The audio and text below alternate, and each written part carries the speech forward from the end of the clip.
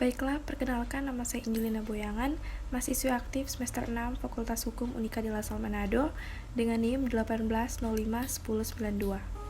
Di sini saya akan membahas tentang sengketa Indonesia menggugat Australia di WTO terkait kebijakan rokok berkemasan polos. Indonesia dan 4 negara lainnya, Honduras, Republik Dominika, Ukraina, dan Kuba, mengadukan Australia ke Organisasi Perdagangan Dunia atau WTO atau World Trade Organization. Australia dianggap melanggar kesepakatan umum tentang tarif dan perdagangan atau General Agreement on Tariffs and Trade yang mewajibkan semua produk tembakau yang masuk ke negara itu berkemasan polos.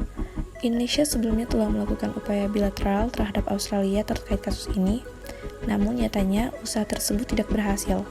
Direktur Jenderal Kerjasama Perdagangan Internasional Kementerian Perdagangan mengatakan bahwa sebagai langkah terakhir yang diambil, pemerintah memutuskan untuk mengajukan pengaduan ke WTO. Tujuan Indonesia mengadukan masalah ini ke WTO karena dianggap akan menjadi presiden buruk bagi negara yang lainnya, di mana akan mengganggu ekspor Indonesia. Pembatasan ekspor produk rokok Indonesia ini akan menyulitkan industri pengolahan tembakau di dalam negeri. Pemerintah Indonesia pernah menggugat Amerika Serikat ke panel sengketa WTO karena melarang produksi dan perdagangan rokok kretek di negaranya. Pemerintah Indonesia juga pernah menggugat Amerika Serikat ke panel sengketa WTO karena melarang produksi dan perdagangan rokok kretek di negaranya, tapi membebaskan rokok mentol yang diproduksi secara domestik. Kebijakan itu dianggap tidak adil dan membuat ekspor rokok ke AS anjlok. Pada putusan yang diterbitkan 24 Juli 2013, Indonesia dinyatakan memenangi gugatan. Pengalaman tersebut membuat Indonesia merasa optimis untuk memenangkan gugatan yang dilayangkan kepada Australia. Bahkan jika gugatan terhadap kebijakan kemasan rokok polos yang diterapkan di Australia dikalahkan oleh WTO, Indonesia akan tetap mengajukan banding. Kebijakan rokok polos Australia diatur berdasarkan Tobacco Plain Packaging atau TPP Act 2011 nomor 148 tahun 2011 dan mulai berlaku sejak 1 Desember 2012 lalu. Dalam belai tersebut tercantum persyaratan tampilan fisik, warna, merek, dan bungkus kemasan eceran produk tembakau. Dalam hal ini, pabrik hanya diizinkan mencetak nama merek dan ukuran, huruf, dan posisi yang telah ditentukannya. Sejak awal 2014, WTO membentuk panel untuk membahas gugatan negara pelapor terhadap kebijakan kemasan rokok polos Australia kepada WTO. Alasan dan analisis hukum putusan panel akan menentukan apakah aturan TPP melanggar atau tidak melanggar aturan WTO. Sekalipun nantinya Indonesia tidak dapat membuktikan pelanggaran tersebut, TPP belum tentu konsisten dengan aturan WTO. Dengan demikian, Indonesia bisa mengajukan banding. Sejumlah media asing sempat memberitakan kecelakaan Indonesia berdasarkan hasil laporan interim panel yang diduga bocor. Kendati laporan tersebut bukan merupakan hasil keputusan resmi dan bersifat rahasia. Atas kebocoran tersebut, dari pihak Indonesia mengaku telah memprotes Sekretariat WTO dan meminta adanya investigasi. Kedua gabungan pengusaha rokok putih Indonesia, Muhaimin Mufti, mendukung upaya gugatan Indonesia atas kebijakan rokok polos yang diterapkan di Australia.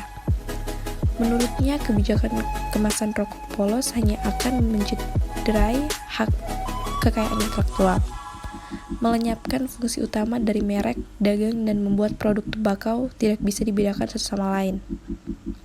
Ketika Asosiasi Pengusaha Indonesia atau APindo, bidang kebijakan publik Danang, Girindrawardana, juga menambahkan, jika kebijakan kemasan polos dibiarkan, kebijakan serupa bisa diterapkan pada produk lain yang dinilai berisiko terhadap kesehatan seperti alkohol, makanan cepat saji, dan minuman berpemanis.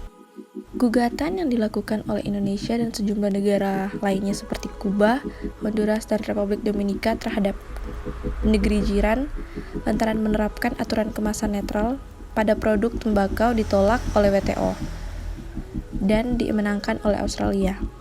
Dalam panel WTO tersebut dikatakan bahwa hukum Australia ditunjukkan untuk meningkatkan kesehatan masyarakat dan mengurangi penggunaan produk tembakau selain itu.